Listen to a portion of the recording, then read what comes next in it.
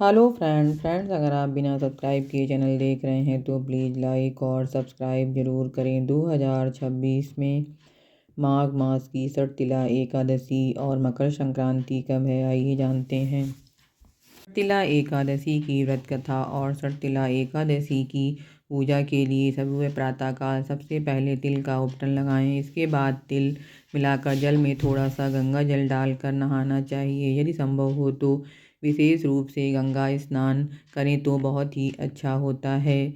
इस दिन ब्राह्मणों को भोजन कराना चाहिए और भोजन कराने के बाद फिर स्वयं करना चाहिए। सटतिला एकादशी व्रत में तिल के दान का बहुत ही ज़्यादा महत्व माना गया है।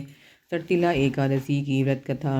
हिंदू मान्यता के अनुसार एक समय काशी नगरी में एक आदमी बहुत ही गरीबी में जीवन जिया करता था। वह जंगल से लकड़ी काट कर अपना गुजारा किया करता था, लेकिन जब कभी भी उसकी लकड़ी न बिकने के कारण कमाई नहीं होती तो वह अपने बच्चों के साथ भूखा ही सो जाया करता था।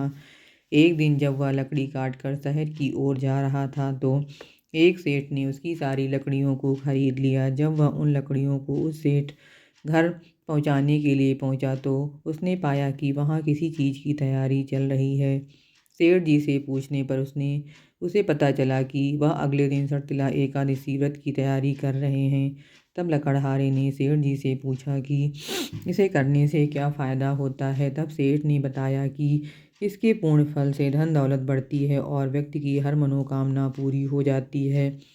उस सेठ से व्रत की विधि जानने के बाद उस लकड़हारे ने अपनी पत्नी के साथ सटतिला एकादशी का व्रत विधि विधान से किया और तिल का दान किया। उस गरीब लकड़हारे ने एकादशी व्रत का 1 साल तक व्रत किया, जिसके पूर्ण फल से वह काशी नगरी का सबसे धनी सेठ बन गया। एकादशी माता, जिस प्रकार तुमने उस लकड़हारे की कामना पूरी करते हुए उसे धन दौलत दिया है, वैसे ही सभी को देना।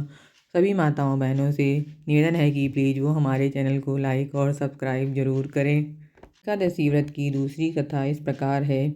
हिंदू मान्यता के अनुसार एक ब्राह्मणी खूब पूजा पाठ किया करती थी, लेकिन वह धर्म कर्म करने के बाद कभी दान नहीं दिया करती थी। उसने अपने जीवन में कभी किसी को दान नहीं दिया।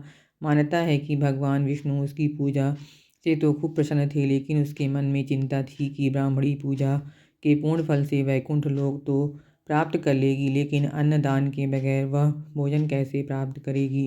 यही सोचकर एक दिन वह उसके पास भिक्षा मांगने पहुंच गए। जब उन्होंने ब्राह्मणी से भिक्षा मांगी तो उसने अन्न न देकर एक ढेला दे दिया। कुछ समय बाद जब ब्राह्मणी का शरीर पूरा हो गया तो उसे वैकुंठ लोक प्राप्त हुआ, लेकिन वहाँ उसे खाने को कुछ नहीं मिला।